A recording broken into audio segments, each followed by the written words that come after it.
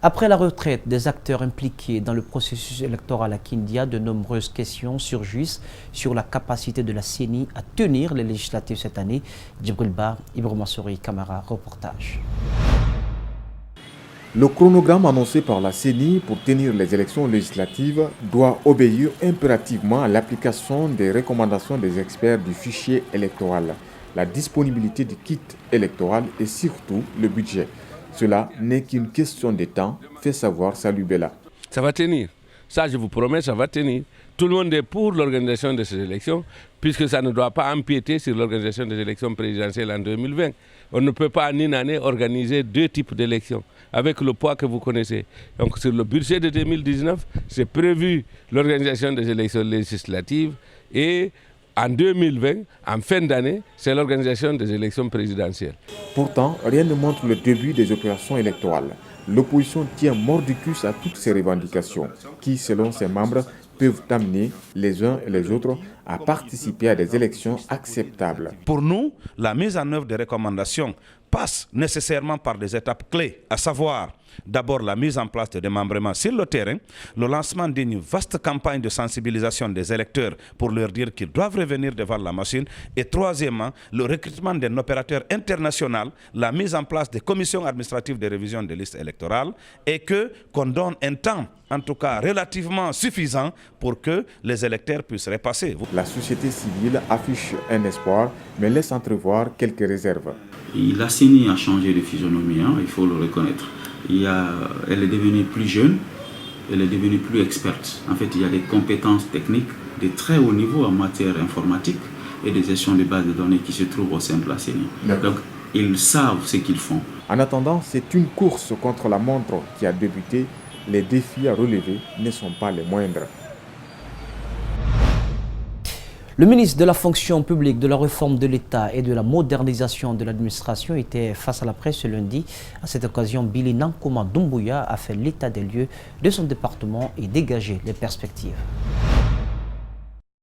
Face à la presse, le ministre de la fonction publique, de la réforme de l'État et de la modernisation de l'administration parle des efforts fournis par son département depuis sa nomination, la mission assignée au programme de réforme de l'État qui est d'œuvrer à l'avènement d'une administration capable de fournir des services de qualité aux populations. En ce qui concerne l'amélioration de l'organisation et du fonctionnement de l'administration publique, l'amélioration des normes d'organisation et de fonctionnement de l'administration publique à travers une révision de la loi 029 portant principes fondamentaux d'organisation, de fonctionnement et de contrôle des services publics et datant de 2001, je viens de le dire, et son remplacement par la loi 025 de 2018. Après le constat sur le secteur privé guinéen en 2010, l'examen a révélé que l'administration et la fonction publique présentaient, selon le ministre, de nombreux dysfonctionnements et insuffisances. La nouvelle perspective est de moderniser l'organisation des concours et examens professionnels de la fonction publique.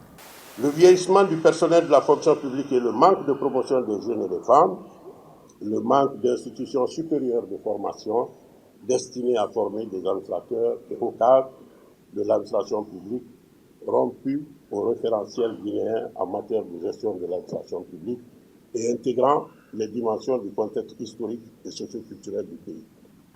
Les réformes initiées dans le cadre du programme de réforme de l'État ont visé l'amélioration des performances de l'administration publique à travers des volets suivants. L'initiation d'un programme de rajeunissement et de féminisation de l'administration qui a permis à date la formation de 1200 jeunes fonctionnaires. Ainsi, les résultats des réalisations obtenues à ce jour et les nombreux projets présentés en perspective.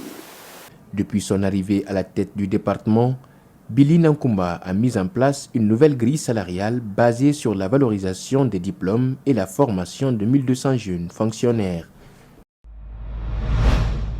Les premières pluies à Conakry n'ont pas fait que des heureux. Dans la nuit de dimanche à lundi, certaines familles se sont réveillées les pieds dans l'eau. C'est le cas d'une famille à Tombolia qui a passé plusieurs heures à déboucher le canal d'évacuation des eaux. Malik Senghana Kamara, l'amène là. Après la pluie, c'est pas le beau temps chez Moriba Kourouma. À 1h du matin, il a été réveillé avec sa famille par une pluie diluvienne qui a inondé Sakour. Le canal d'évacuation, bouché par des ordures, a été débordé par les eaux de ruissellement. Nous sommes victimes par rapport à ces questions d'ordures, parce que les voisins ne font que déverser les ordures sur la chaussée.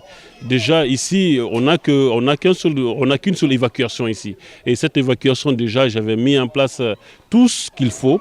Mais très malheureusement, ce dont on avait voulu éviter, très malheureusement, hier, on n'a pas été épargné. La construction de ces murets à l'extérieur de Sakour par des voisins serait un facteur d'aggravation de cette inondation selon Kourouma. Il en appelle l'implication des autorités pour trouver une solution à la préoccupation des citoyens. Quand on vous nomme à un poste de responsabilité, assume et prend ses responsabilités. Aujourd'hui, nous pleurons aujourd'hui. Parce que tout simplement, les mesures ne sont jamais prises à temps.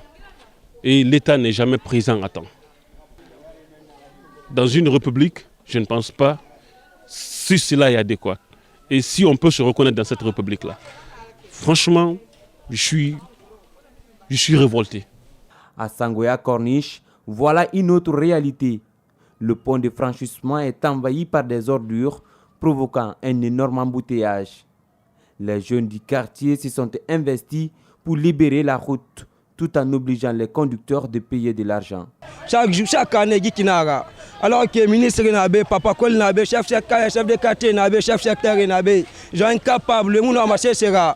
Chaque jour, chaque fois, tu as une faille de Ghana Nabama, et mon homme a responsabilité Tongode. Ces travaux terminés, ces jeunes comptent prendre des mesures contre ceux qui viennent jeter des ordures ici. À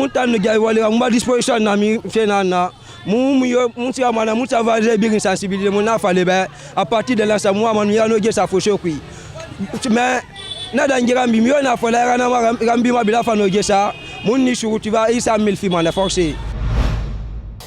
c'est un sujet peu abordé mais qui agace des millions de détenteurs d'engins roulants. Le bénéfice généré du carburant vendu au marché noir, d'abord, nous avons cherché à savoir à combien les gestionnaires de stations-service achètent le litre d'essence au port. Ensuite, nous avons comparé les prix avec ceux des vendeurs au marché noir et au final, nous nous sommes rendus compte que l'écart entre les bénéfices est assez élevé. C'est un reportage signé Mamadou Seliouba, Yacouba Traoré. À chaque 30 mètres à peine, c'est une table et des bouteilles d'essence qui se présentent. Le carburant au marché noir, un business de plus en plus lucratif. Les vendeurs achètent le litre à 9 500 à la pompe et revendent le même litre à 10 500 francs guinéens dans le marché, soit un bénéfice de 1000 francs guinéens. Normal, certains vendeurs trouvent que le bénéfice est trop, mais responsabilisent l'État. 1000 francs. Pour nous, 1000 francs c'est bon, mais en principe, ce n'est pas normal. Et c'est à l'État de prendre ses responsabilités. Car même à la pompe, le bénéfice est inférieur à 500 francs guinéens. Selon un gestionnaire, le litre lui est vendu au port à 9 265 francs. Il revend le litre à 9 500 à la pompe et gagne un bénéfice de 235 francs guinéens, soit 4 fois le bénéfice de celui qui vend au marché noir. Alors, certains clients demandent aux vendeurs au marché noir de baisser le prix. Bon, c'est un peu trop parce que 1000 francs, moins si c'est 500, 500 aussi c'est pas petit. C'est l'argent. Mais avant tout, c'est l'implication du gouvernement dans la fixation des prix qu'il demande. Car il y a quelques années, les vendeurs au marché noir ne cherchaient que 500 francs guinéens sur le litre. Les gens qui vendent les marchés noirs là ne devaient pas augmenter les prix de n'importe quoi. Et le gouvernement doit essayer de voir la situation. Il peut dire c'est telle somme qu'on doit vendre au marché noir, ça sera appliqué encore. La Guinée a opté pour le libéralisme économique qui permet à chaque vendeur de fixer son prix. Mais depuis quelque temps, cette politique économique est devenue un fardeau.